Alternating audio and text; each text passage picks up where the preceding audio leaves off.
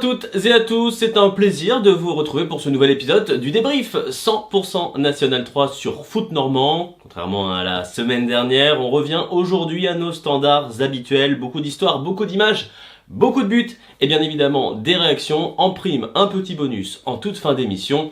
Bon visionnage.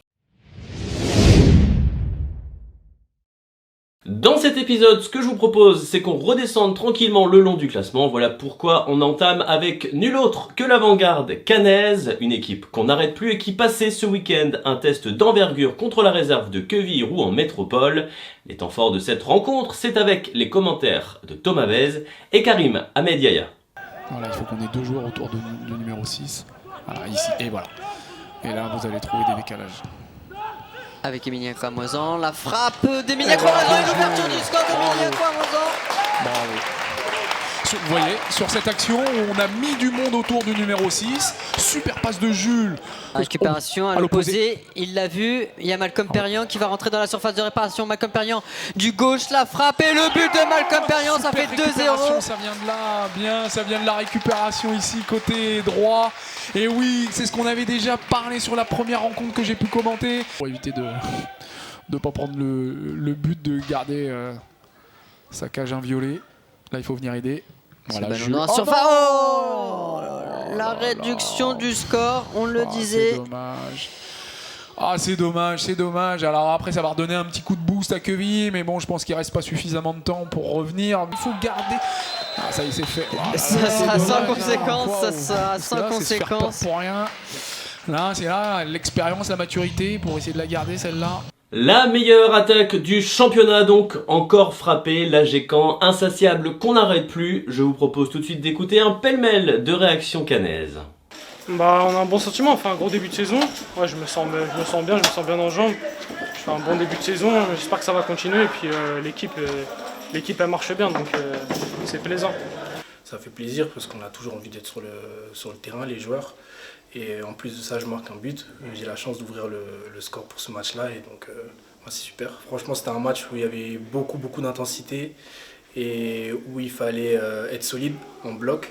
Et je pense qu'on l'a été. Même si on s'est fait un peu rejoindre au score à la fin, on a su quand même rester solide sur tout le match. Donc, c'est cool. On y a mis, en tout cas, de l'intensité. Ça a permis de contrer une équipe de Quevilly très forte, très intéressante, avec des joueurs de rupture qui nous ont fait beaucoup de mal. Mais si je fais le compte des actions sur l'ensemble du match, les actions elles sont chez nous, les occasions nettes elles sont chez nous. De l'autre côté, il y a quelques situations. J'ai pas souvenir que Wilfried Betfian ait fait un arrêt décisif. L'AG Caen, donc inarrêtable, qui semble avoir mis définitivement derrière elle sa terrible saison 2021-2022. Et dans ce championnat de National 3, une seule équipe parvient encore à suivre le rythme des Calvadosiens. Et cette équipe, c'est nul autre que l'AS Virois. À la différence des Caennais, les joueurs du président Christophe Lécuyer sont toujours en lice en Coupe de France et rêvent d'une qualification à Caucriauville dimanche pour peut-être s'offrir le SM Caen à domicile au 8e tour. Mais avant de penser à la coupe, les Virois devaient rester concentrés sur leur rival Saint-Lois ce week-end. Au stade Pierre-Comte, les choses commencent parfaitement pour Vire. Deuxième minute à peine, l'ex-lavallois Jordan Perrier envoie une merveille de centre pour le défenseur Thomas Chenel qui ouvre joliment le score. Vire prend les commandes grâce à deux recrues estivales. L'homme du premier acte, c'est d'ailleurs définitivement Thomas Chenel. L'ex-Canet réussit à la 43e minute une reprise de volée digne des meilleurs avant-centres du championnat et offre un break d'avance à l'AFV. 63e minute, Anas Lorabet va plus vite que la défense saint-loise et trouve Erwan Kaczynski qui marque à son tour et porte la marque à 3-0 pour Vire. Le mot de la fin revient à l'inévitable Arthur Dallois. Sorti du banc, l'ex-Grandvillais clôt les débats et porte sa marque personnelle à 3 buts depuis le début du championnat. En cet automne 2022, le roi du bocage est virois. Et je vous propose évidemment d'écouter les principales réactions à l'issue de ce derby du Bocage. Qui d'autre pour nous livrer son sentiment sur cette rencontre que le double buteur Thomas Chenel. On écoute également la réaction de l'entraîneur saint-lois Mathias Restou suite à ce coup d'arrêt pour son équipe. C'est un très bon match, on a bien commencé, on a su ouvrir le score rapidement. Ensuite, on a maîtrisé, je pense, la partie dans l'ensemble. La première mi-temps, on a su mettre 2 buts. Je pense qu'on a fait le job, on est rentré à la mi-temps sereinement. On a continué, on est rentré sur la deuxième partie en se disant qu'il fallait plier le match. On a joué, on a continué, et les ouvertures sont venues et on a réussi à marquer les autres buts et faire qu'on gagne 4-0 à la fin du match. Il y a eu des faits de jeu qui ont été un peu contraires en première mi-temps. Après, sur la globalité, voilà, on ne peut pas non plus nier la qualité de l'équipe adverse. Voilà, quand on prend 4-0, il faut aussi remettre tout dans le contexte. On a fait des choses intéressantes. Maintenant, voilà, il y a eu des carences, il y avait un peu de fatigue aussi de notre côté, ça s'est senti. Maintenant, voilà, la victoire de Vire est quand même logique sur la globalité, quoi. Les Virois possèdent donc 12 points sur 12 possibles, tout comme l'Avant-Garde. Rappelons-le, les deux formations en tête comptent également 2 matchs de moins au compteur sur leur plus proche poursuivant, le FC Dieppe. Les harengs, il en est justement question dans cette 3e partie. Comment les hommes de Guillaume Gonel ont-ils réagi contre le Grand Quevilly FC ce week-end après leur série de 3 matchs sans victoire, toutes compétitions confondues? On voit tout de suite ça, en images. 14e minute, le virevoltant Melvin Minin affole le milieu de terrain Grand Quevilly et trouve Sileman Séné dans son couloir droit. L'ancien Havrais pénètre dans la surface, percute et trouve Michael Fati. Si la frappe de l'ancien Cherbourgeois est bien lue par Sédou Nlandou, Brice Enoch a bien suivi et délivre le peuple dieppois. Les joueurs du FCD n'avaient plus marqué depuis 3 rencontres. Alors que le GQFC évolue à 10 depuis l'heure de jeu, les Dieppois s'octroient le but du break à la 78e minute. Lorsque Valentin Carpentier reprend astucieusement de la tête ce bon centre venu de la gauche. Définitivement tranquille, les harengs, pas si sûrs. À la 85e minute, les visiteurs reprennent en effet espoir lorsqu'Emmanuel Latron a le malheur de tromper son gardien Issa Koulibaly sur une simple remise. Le portier dieppois efface vite cet accident de sa mémoire puisque dans le temps additionnel, ce dernier se mue passeur décisif pour l'inévitable Michael Fati. Encore et toujours généreux sur le front de l'attaque, l'avant-centre dieppois lobe parfaitement son vis-à-vis et trouve récompense avec son 3e but personnel cette saison qui scelle le succès dieppois sur Grand Quevilly, 3 buts à 1. On gagne 1-0, ça fait 3 matchs qu'on n'a pas marqué de but. Certes, on a beaucoup de déchets techniques, énormément, beaucoup trop. Mais à quoi ça sert de leur tirer les oreilles? Donc l'idée c'est de redonner de la confiance, leur expliquer qu'il faut revenir à des choses simples, élémentaires, contrôle passe, du déplacement, de la mobilité, et en faisant des choses simples, on allait retrouver le cours du jeu, et donc des choses basiques, simples, mais basées sur de la confiance. On est tout l'inverse de Dieppe, nous, c'est qu'on va se procurer des occasions mais on va pas les mettre, et quand eux ils en ont une, et ça suffit pour punir l'adversaire. Et donc, voilà, nous on sait très bien, nous c'est tout le temps, hein, tous les matchs c'est comme ça, il nous faut 3, 4, 5 occasions pour pouvoir en mettre un. On essaie de le corriger au quotidien mais c'est pas simple. Et voilà, c'est des équipes qui jouent le haut de tableau tous les ans, c'est des équipes qui prétendent à jouer dessus, que c'est normal, elles sont plus armées, elles sont plus habituées, elles sont plus aguerries à ce genre de choses et elles maîtrisent ces détails que nous on ne maîtrise pas, on est trop joueurs. Nous. À une semaine de leur 7e tour de Coupe de France contre le pensionnaire de National 2, l'AS Poissy, les joueurs du CMS Soissel recevaient ce week-end le promu de l'ESM Gonfreville avec l'ambition toute simple de renouer avec le succès en championnat. Face à eux cependant se présente une équipe gonfrevillaise en pleine forme et qui entre sans complexe dans la partie. C'est d'ailleurs le promu qui ouvre la marque à la 35e minute. Wilfried Dodard reprend cet excellent coup franc et ajuste de près Axel Temperton pour le 1-0. Yossel croit pouvoir revenir quelques minutes plus tard, mais Quentin Stockley expédie son penalty au-dessus des cages de Johan Blin. À la 76e minute, Gonfreville se met définitivement à l'abri. Dembo Savane déborde et centre idéalement au second poteau pour son compère Moadi Thioubou. Le SMGO s'impose 2-0 à Marcel Billard, un peu à la surprise générale, et s'installe confortablement dans le haut du tableau. On sait que se déplacer à Wassel, c'est jamais facile. On a eu un match qu'on a pris par le bon bout, on a été solide.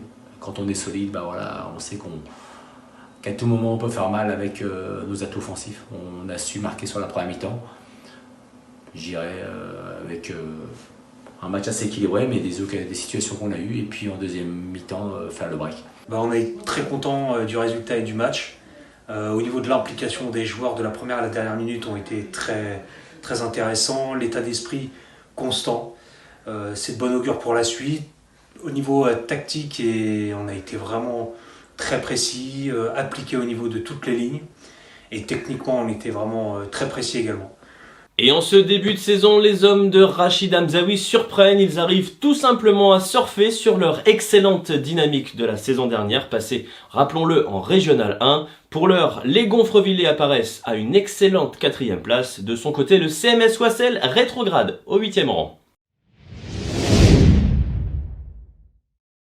Après le duel du bocage entre Vire et Saint-Lô, place au 2e derby disputé ce week-end. Il a opposé au Havre l'équipe de Montgaillard à la jeunesse, à la réserve du Havre Athletic Club. Toutes les deux engluées dans la 2e partie de tableau, les deux formations havraises verraient l'obtention de la victoire d'un très bon œil. 19e minute, le HAC obtient un penalty. Face à Madignas, Salifou Souma ne tremble pas et ouvre la marque. Bien qu'évoluant en infériorité numérique depuis la 35e minute, les Ciels et Marines parviennent à glacer l'ambiance à Gagarine lorsque Melvin Bachelet marque sur un coup franc lointain que personne ne touche. À la 63e minute, les Hackmen obtiennent un second pénalty et la rencontre va s'achever à 10 contre 10. C'est Kenny Mixture qui transforme la sentence et offre au HAC une avance de 3 buts. Kenny Mixture, le joueur de la fin de match puisque le numéro 9 havrais parvient à signer un doublé et à sceller la victoire des Ciels et Marines sur le score sans appel de 4 buts à 0. Bon bol d'air frais pour la baie du Havre qui repointe à nouveau son nez dans la première moitié du tableau. Du côté du promu Montgaillard, toujours lanterne rouge, la première victoire en National 3 tarde toujours à venir.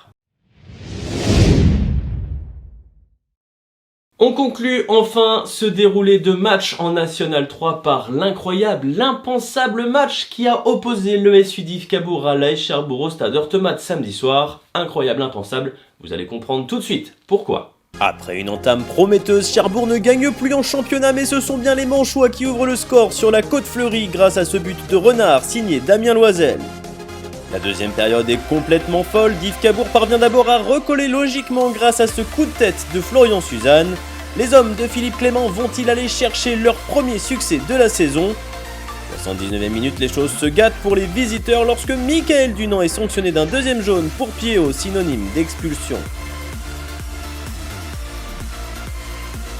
Cherbourg va devoir tenir à 10 et même bientôt à 9 puisque 2 minutes plus tard, le premier buteur de la partie, Damien Loisel, écope lui aussi d'une deuxième sanction et se retrouve à son tour exclu. C'est pourtant l'ASC à la stupeur générale qui parvient à reprendre les devants. Aaron Atioun a bien suivi l'excellent travail de Julio César Romanelli et remet son équipe en tête. Mais Cherbourg n'est pas au bout de ses misères. Quelques secondes plus tard, l'ex-Canet Brice Létang est sanctionné d'une main dans la surface. Lui aussi récolte un second carton jaune et laisse ses partenaires à 8. Idrissa Seydi à l'égalisation au bout du pied et ne tremble pas. DIF Cabourg revient à 2 partout. Vient alors l'impensable, malgré 3 joueurs en moins sur la pelouse, l'équipe du Cotentin pousse et obtient un ultime penalty. Tout le camp d'Yvé est médusé, Romanelli s'élance et trompe Valentin Le Tourneur, 3 buts à 2 pour les visiteurs, c'est la sensation de ce début de championnat. Cherbourg arrache le succès à 8 contre 11 chez une formation d'Yvez malade. Cette victoire cherbourgeoise risque évidemment de faire date et de marquer de son empreinte ce championnat 2022-2023 de National 3. Je vous propose tout de suite d'écouter la réaction forcément euphorique du gardien de l'ASC Victor Pelleret, ainsi que les premiers mots, les mots de Théo Fontaine, le joueur du SU DIF Cabourg, forcément abattu à l'issue de cette rencontre. C'était intense comme match, c'était agressif forcément, il y a eu 3 rouges après, bon, on a eu à chaque fois 3 doubles jaunes, donc je pense qu'on aurait pu gérer nous aussi nos émotions. L'arbitre il a fait des choix, je lui en veux pas, mais sur la dernière, sur le penalty, il y a une poussette dans le dos, Brice il met la main, c'est pas normal qu'il s'y penalty, bon bref, c'est passé. Et derrière on est récompensé sur une erreur de Div, donc, et Roma il a la mentalité pour finir et c'est agréable, donc ça fait du bien de prendre 3 points ici, dans un contexte ouf. Et un match où on finit à 8 du coup, c'est incroyable quoi. Match très compliqué là ce soir. Scénario où l'équipe adverse prend d'abord 2 rouges. On est mené au score, on revient. On est remené au score, on arrive à revenir. Et fin de match où on doit gagner. Et sur une contre-attaque dans les arrêts de jeu, on prend un dernier but sur penalty. Donc voilà, très triste ce soir. Il va falloir se remettre en question et travailler pour essayer de remonter dans le classement parce que là ça va pas. On a donc déroulé l'intégralité des matchs dont nous disposions des images ce week-end. Place, comme vous le savez, maintenant au bilan de cette 6e journée de la saison. Les résultats, le classement, évidemment une projection vers la prochaine journée qui sera jouée dans 2 semaines. À l'occasion de cette 6e journée de championnat, beaucoup d'équipes ont voyagé confortablement puisque 4 d'entre elles ont réussi à prendre les 3 points hors de leur base, parmi lesquels l'US Alençon. La formation ornaise est allée s'imposer sur la plus petite des marges chez la réserve de l'US Avranches Mont-Saint-Michel, grâce à l'unique but signé Elias Douafirou. Outre Alençon, la Baie du Havre, l'AS Cherbourg et l'ESM Gonfreville ont également gagné à l'extérieur. Les 3 seules équipes victorieuses à domicile sont par ailleurs les 3 pensionnaires du podium, l'AG Caen, l'AS Virois et le FC Dieppe. Au classement, on le disait, l'Avant-Garde et Vire ont pris leurs aises en tête malgré leur calendrier en attente mise à jour. Mais attention aux Diepois, jamais distants, que de 2 points. Alors que Gonfreville fait un excellent 4e, la réserve de QRM rétrograde au 5e rang, tandis que Cherbourg et Le Hac réinvestissent la première partie du tableau. Dans le bas de classement, les choses se compliquent encore davantage pour Montgaillard et Dives Cabourg qui sont les 2 seules formations du championnat encore en quête de leur première victoire. Les choses ne vont pas beaucoup mieux pour la réserve d'Avranches et l'équipe de Grand-Quevilly, toutes les 2 bloquées à une seule victoire. Preuve que le ventre mou de ce championnat est très serré. Saint-Lô, qui pouvait briguer le podium avant d'aller à Vire samedi, occupe ce lundi la place de premier relégable à égalité de points avec Alençon et Oissel. Passé le 7e tour de la Coupe de France le week-end prochain, le championnat fera place à la 7e journée de la saison, où l'on suivra de près le nouveau test proposé à l'AG Caen, cette fois-ci contre un CMS Oissel revanchard. Vire de son côté tentera de résister au réveil attendu du GQFC. Alors que le FC Dieppe effectuera le difficile déplacement du côté d'Alençon, Gonfreville tentera de confirmer ses bonnes dispositions de l'automne face à un SU Dives Cabourg en manque de points. Montgaillard se rendra du côté de Saint-Lô, tandis que l'autre équipe du Havre, la jeunesse du Hac, ouvrira le bal à la Cavée Verte contre la Baie de QRM dans un duel 100% réserve. La Baie d'Avranches, pour sa part, tentera de se relancer à Cherbourg pour son 2e déplacement seulement de la saison. Un œil également sur le classement des buteurs. À présent, si ça n'a pas trop bougé au sommet, beaucoup de joueurs ont atteint la barre des 3 buts ce week-end. S'ils sont restés muets samedi soir, le Quevillé Isaac Chipamba, le Canet Kevin Goba et l'Avranchinais Paul Jarno sont toujours solidement accrochés aux places d'honneur. Derrière eux, tous 2 auteurs d'un doublé, le Havrais Kenny Mixture et le Virois Thomas Chenel s'offrent une belle percée au sein d'un groupe de joueurs qui compte 3 réalisations au compteur. Citons également l'autre Virois Arthur Dallois, mais aussi le Diepois Michael Fati. Du côté respectivement d'Alençon et de Saint-Lô, Elias Douafirou et Dylan Prodhomme en sont eux aussi à 3 buts inscrits depuis l'entame. Petit bonus donc de fin d'épisode, une fois n'est pas coutume, on se quitte sur un peu de National 2, tout simplement parce que ce week-end a été marqué par 2 confrontations directes entre nos 4 représentants normands. À Rouen, face à une réserve du SM Caen qui menait 2-0 à la mi-temps, le FCR a fini par l'emporter 4-3 grâce entre autres à cette merveille de coup franc signé Christopher Ribailly. C'est Malik Abdelmoula qui est venu signer le but de la victoire pour les locaux. Grâce à un but inscrit dans les derniers instants, les Diables Rouges gardent la première place du Racing Club de France dans le viseur. Au passage, un grand merci à nos amis de la page Facebook FC Rouen Vidéo Club 1899 pour la mise à disposition de ces superbes images. N'hésitez surtout pas à les suivre. Dans son stade Louis Dior, l'US Granville de son côté a été surprise par une équipe d'Évreux pleine de réussite. Le promu Roi s'est imposé 2-0, notamment grâce à ce but d'Ikawar Mendes et apparaît à une confortable 5e place. Granville est 10e avec 2 points d'avance sur le stade Malherbe, seul Normand relégable après 7 journées. Et nous tenions à terminer cet épisode avec un mot de sympathie envers l'un de nos suiveurs, Olivier Haineux, qui a été invité à donner le coup d'envoi de Vire Saint-Lô samedi soir, le livre de l'ombre à la lumière dans lequel le Virois d'origine retrace son parcours face au cancer est toujours disponible, le lien est en description. C'est la fin donc de ce débrief, le 6e de la saison, particulièrement riche en images. Voilà pourquoi je réitère une fois de plus mes remerciements à toutes les personnes qui œuvrent auprès de nous depuis maintenant 2 saisons pour vous proposer un maximum d'éléments. Merci à toutes et à tous. Merci à vous qui nous suivez toujours plus nombreux derrière vos écrans. Merci pour vos commentaires, vos likes et vos partages sur les différents réseaux sociaux. On se retrouve dans 2 semaines pour l'épisode 7 de la saison. D'ici là, prenez soin de vous, profitez bien du 7e tour de la Coupe de France si d'aventure votre club favori est toujours en lice. Prenez soin de vous, salut!